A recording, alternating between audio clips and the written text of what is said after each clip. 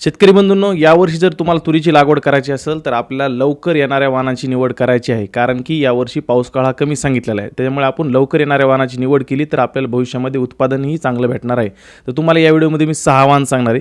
या 6 वाणापैकी तुम्ही कुठल्याही एक वाणाची तुरीची निवड करायची. निश्चितपणेच आपल्याला उत्पादनामध्ये वाढ होणार आहे. आणि शेतकरी बंधूंनो, सर्वात आधी तुम्हाला आपल्या चॅनलला सबस्क्राईब आणि फॉलो करायला विसरायचं नाही. नमस्कार मित्रांनो, मी ऋषी मोठे पाटील आणि तुम्ही पाहतात ॲग्री सरकार. शेतकरी बंधूंनो, यावर्षी एकतर काय पाऊसकाळ कमी सांगितलेला आपल्याला आणि उशीर येणारे वाण जर आपण निवडलं तर तुम्हाला माहिती भविष्यामध्ये धुकं पडतं आणि आपल्या तुरीच्या जी फुलांची ती शेंगाची गळ व्हायला चालू होते.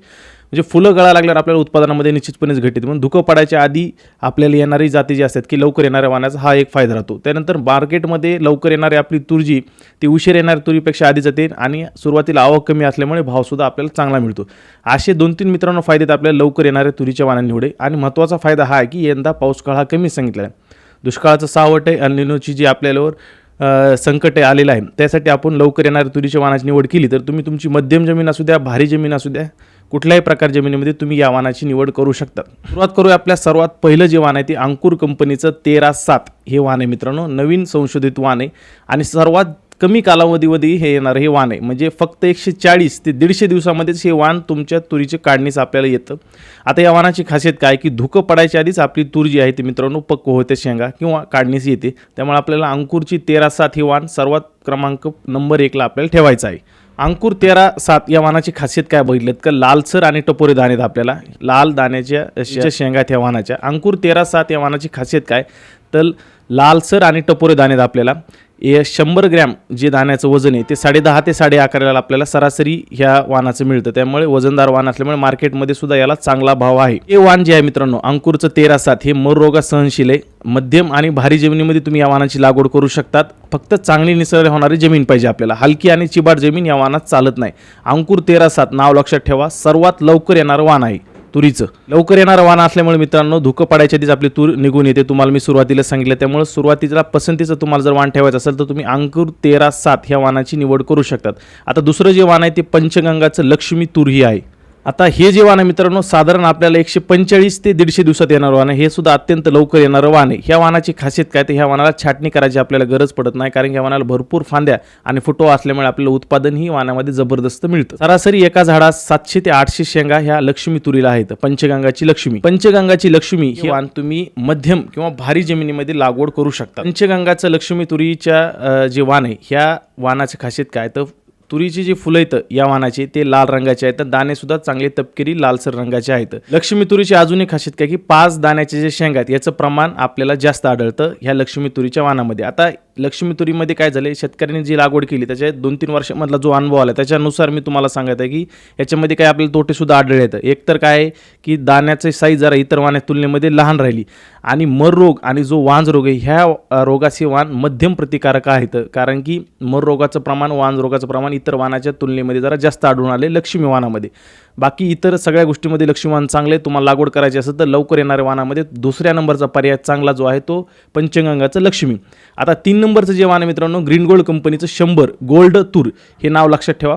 हे 3 नंबरचं वाण आहे. लाल तुरीचे लवकर येणारे हे सुद्धा वाण आहे. 150 दिवसातच आपल्याला ह्या तुरीच्या शेंगा ज्या आहेत ते पक्व होतात आणि 5 ते 6 दाण्याच्या शेंगाचं प्रमाण ह्या तुरीच्या वाणामध्ये इतर वाणाच्या तुलनेमध्ये जास्त आहे. ह्या वाणाची खासियत काय मित्रांनो ग्रीन गोल्डचं 100 तर 5 दाण्याच्या शेंगा ह्या वाणाची ह्या खासियत आहे. दुसरी खासियत या वाणाची की ह्या वाणामध्ये 99% जे आपल्याला मर रोग हा आढळून येत नाही. न उधळणारी तूर म्हणून ग्रीन गोल्डची 100 तूर प्रसिद्ध आहे.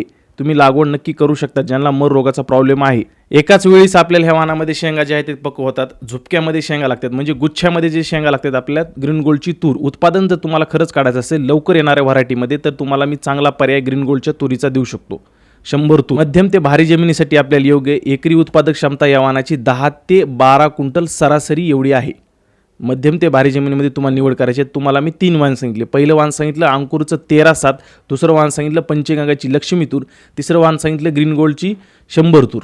आता 3 वाण सांगितले. चौथ्या नंबरचं जे वाण आहे मित्रांनो हे बूस्टर कंपनीची लाल क्रांती तूर. आता हे बूस्टर कंपनीची लाल क्रांतीची तूर मित्रांनो नवीन वाण आहे. तुम्हाला जर बियाणं मिळालं तर नक्कीच या वाणाची लागवड तुम्ही यावर्षी करायची आहे. बुस्टर कंपनीचं लाल क्रांती हे सुद्धा लवकर येणारं वाहन आहे मित्रांनो. 155 दिवसात साधारण या वाहनाची आपल्याला शेंगा जे आहेत ते पक्वतात. ह्या वाहनाची खासियत जर बघायला गेलं तर 4 ते 5 दाण्याच्या शेंगा ह्या वाहनात सुद्धा आढळतात आणि गुच्छामध्ये शेंगा ह्या वाहनाच्या लागतात. ज्या शेतकऱ्यांना कोरडवाहू जमिनीमध्ये तुरीची लागवड करायची, पाण्याची सोय नाही, तर हे वाहन आपल्याला चांगला पर्याय. पाण्याचा तग हे वाहन धरतं, त्यामुळे आपल्याला पाण्याची सोय नसेल, कमी पाणी असेल तर तुम्ही या वाहनाची लागवड करू शकतात. यावर्षी एक तर पाऊसकाळ कमी, तर निश्चितपणेच तुम्ही बुस्टरची लाल क्रांती हे वाहन तुम्ही निवडू शकता. तुरीमध्ये जे रोग येतात प्रामुख्याने मर रोग असेल, वांज रोग असेल, हे वाहन त्याला सहनशील आहे आणि फांदी मर रोगात सुद्धा सहनशील आहे. इतर वाहनं फांदी मर रोगात जे की बळी पडतात त्या बाबतीत बुस्टरचं लाल क्रांती हे संशोधित वाहन असल्यामुळे फांदी मर रोगात हे वाहन कमी आढळून आलेलं आहे, बळी पडत नाही. इतर जे पण लवकर येणाऱ्या व्हरायटी त्या व्हरायटीच्या तुलनेमध्ये या वाहनामध्ये निश्चितपणेच उत्पादन जास्त आढळून आलेलं आहे. सरासरी उत्पादन तुम्हाला 10 ते 12 क्विंटलच एवढं आहे. जर तुम्ही जमीन भारी असेल, व्यवस्थापन चांगलं केलं, पाणी जर दिलं तर तुम्हाला निश्चितपणेच या वाहनामध्ये 12 क्विंटलपेक्षाही जास्त तूर होऊ शकते. उत्पादनाच्या तुम्ही बुस्टरची लाल क्रांती या वाहनाची निवड करू शकतात. तुम्हाला 4 वाहन सांगितले तर मी लाल तुरीचे बुस्टर हे 4थ्या नंबरचं वाहन होतं. आता 5व्या नंबरचं लाल तुरीचंच वाहन आहे, दप्तरी 48 गोल्ड तूर. आता हे वाहनाची प्रसिद्धीच एवढी झाली की तुम्ही इंस्टाग्रामला याच्या रील सुद्धा बघितले असतील, यूट्यूबला शॉर्ट्स वगैरे बघितले असतील. हे सुद्धा मित्रांनो अतिशय चांगलं वाहन आहे तुरीचं. दप्तरी 48 गोल्ड हे नाव आहे. या वाहनाची खासियत काय तर तुम्ही सर्व प्रकारच्या जमिनीमध्ये या वाहनाची लागवड करू शकतात. फक्त हलकी आणि चिबाड जमीन सोडून इतर सर्व प्रकारच्या जमिनीमध्ये तुमची कोरडवाहू असू द्या किंवा सिंचनाची जरी सोय असेल, बागायती जमीन असेल, तरी सुद्धा तुम्ही दप्तरी 48 तूर लागवड करू शकतात. अधिक उत्पादन क्षमता आणि 4 ते 5 दाण्याच्या शेंगाचं प्रमाण आपल्याला 50% या वाहनामध्ये आढळून येतं. आता जसं की तुम्हाला मी सुरुवातीला सांगितलं, पंचगंगाची जी तूर आहे तिचा दाणा जरा लहान राहतो, त्या गोष्टीस हे दप्तरी 48 तूर आपल्याला अपवाद आहे. मार्केटमध्ये जर तुम्हाला भाव चांगला पाहिजे असेल तर आपल्याला तुरीच्या दाण्याची साईज ही जरा जाड आणि जास्त लागते, तर ते तुम्हाला दप्तरी 48 गोल्ड जी तूर आहे याच्यामध्ये तीच खासियत आहे की इतर लाल तुरीच्या सर्व वाहनापेक्षा चांगला जाड दाणा आपल्याला दप्तरीच्या 48 तुरीमध्येच आहे. सरासरी उत्पादक क्षमता दप्तरी 48 गोल्डची 10 ते 12 क्विंटल एवढी आहे. सर्व प्रकार जमिनीमध्ये या वाहनाची लागवड करू शकतात. चांगला पर्याय तुम्हाला 5 नंबरचा मी दप्तरी 48 गोल्ड या वाहनाचा दिलेला आहे.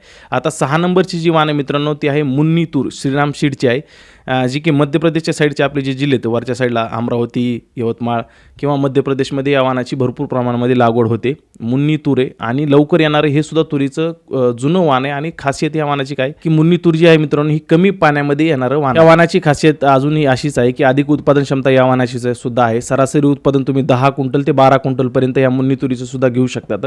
जर तुम्ही जेवढी जास्त छाटणी या वाहनामध्ये करताल तर तुम्हाला निश्चितपणेच उत्पादन अजून वाढणार आहे. हे मुन्नी तूर जे सांगितले तुम्हाला हे 6 नंबरचं वाहन आहे. तर शेतकरी बंधूंनो तुम्हाला मी 6 वाहन सांगितले. पहिलं वाहन सांगितलं होतं अंकुरचं 13-7, त्याच्यानंतर दुसरं वाहन सांगितलं होतं पंचगंगाची लक्ष्मी, तिसरं वाहन सांगितलं तुम्हाला ग्रीन गोल्डची 100, चौथं वाहन तुम्हाला सांगितलं बुस्टर कंपनीची लाल क्रांती आणि 5वं वाहन तुम्हाला सांगितलं होतं मी दप्तरीची 48 गोल्ड तूर आणि 6वं वाहन सांगितलं तुम्हाला मी मुन्नी तूर श्रीराम सीडची. ह्या 6 वाहनापैकी तुम्ही कुठल्याही एक वाहनाची निवड करू शकतात. आता जमिनीच्या प्रकारानुसार तुम्हाला मी थोडक्यात एक सांगतो की कोणतं वाहन तुम्हाला निवडायचं आहे. लाल तुरीचे 6ही वाहनं जी आहे ते लाल तुरीचे, पांढऱ्या तुरीचं वाहन नाही आहे. सुरुवातीला जे तुम्हाला वाहन सांगितलं मी ती अंकुरची 13-7 तूर, ही तूर तुम्ही मध्यम ते भारी जमिनीमध्ये लागवड करू शकतात. पंचगंगाची लक्ष्मी तूर हे सुद्धा तुम्ही मध्यम ते भारी जमिनीमध्ये लागवड करू शकतात. ग्रीन गोल्ड हे तुरीचे जे वाहन आहे हे सुद्धा तुम्ही मध्यम ते भारी जमिनीमध्ये लागवड करू शकतात. त्यानंतर बुस्टर कंपनीची जी लाल क्रांती तूर सांगितली तुम्हाला मी, आता हे पाण्याचे ताण कमी सहन करणारं वाहन आहे. म्हणजे तुम्ही कोरडवाहू जे क्षेत्र असेल तर इथं तुम्ही लागवड करू शकतात. सर्व प्रकार जमिनीमध्ये हे सुद्धा वाहन बुस्टर कंपनीत चांगलं येतं. ज्यांच्याकडे पाण्याची सोय नाही, कमी पाण्याची उपलब्ध आहे, त्यांनी बुस्टर दप्तरी 48 गोल्ड हे वाहन निवडायचं आहे. आणि श्रीरामचं सुपरसीड हे सुद्धा तुम्ही सर्व प्रकार जमिनीमध्ये लागवड करू शकता. शक्यतो भारी जमीन निवडले तर उत्पादन आपल्याला चांगलं येणार आहे. असे तुम्हाला 6 वाहनाबद्दल माहिती दिली. या 6 पैकी एक कोणतंही वाहन निवडायचं. तरी बंधूंनो तुम्हाला मी लाल तुरीमध्ये 6 पर्याय दिले, तर कुठल्याही कंपनीच घ्या, अमुकच घ्या असा काही मान नाही आहे किंवा आपल्याला कोणत्याही कंपनीची घेणं नाही. 6 पर्याय दिले तर अजूनही तुम्हाला दुसरे पर्याय देतो मी. जसं की BDN 716 आहे लाल तुरीमध्ये. त्याच्यानंतर अंकुर कंपनीची चारू तूर आहे, याचीसुद्धा तुम्ही लागवड करू शकता. त्यानंतर अजून नवीन एक वाहन प्रसिद्ध झालं आहे विदर्भाच्या साईडला, जे की 6वी 111 आहे. जर तुम्हाला भेटलं तर त्याची लागवड करू शकतात. फक्त हे जे वाहन तुम्हाला पाठीमागून 3 जे वाहन सांगतोय हे उशीर येणारे वाहन आहेत. जमीन याला चांगली लागते, पाण्याची सोय असला तर तुम्ही लागवड करू शकता. नाहीतर तुम्हाला मी जे 6 वाहन सांगितले हे सर्व लवकर येणारे वाहन आहेत. पांढऱ्या तुरीमध्ये सुद्धा मी तुम्हाला आधीच्या व्हिडिओमध्ये वाहन सांगितले होते, तरीसुद्धा सांगून देतो. लवकर येणाऱ्या वाहनामध्ये तुम्ही BDN 711 वाहनाची निवड करू शकतात. आणि उशीर येणाऱ्या वाहनामध्ये गोदावरी एक आहे चांगली वाहन आहे आणि बुस्टर कंपनीचं सफेदा. असे बरेचसे वाहनं तुम्हाला आज मी क्लिअर केले. तर यापैकी कुठल्याही वाहनाची निवड करा, निश्चितपणे चांगलं उत्पादन तुम्हाला तुरीचं येणार आहे. काही प्रश्न असतील तर बिनधास्तपणे कमेंटमध्ये विचारत जा. शंका विचारायला कसल्याही प्रकारचं शेतकरी बंधूंनी लाजायचं काम नाही आहे. तुम्ही कमेंटमध्ये विचारू शकतात. एवढी आज मी महत्त्वपूर्ण माहिती सांगितली तुरीच्या पिकाबद्दल. तर आपल्या चॅनलला जास्तीत जास्त तुम्हाला फॉलो आणि सबस्क्राईब करायला विसरायचं नाही आणि व्हिडिओला लाईक आणि शेअरसुद्धा करा. दुसऱ्या शेतकऱ्यापर्यंत माहिती पोहोचेल. तर भेटूया पुढच्या व्हिडिओमध्ये. धन्यवाद. जय महाराष्ट्र.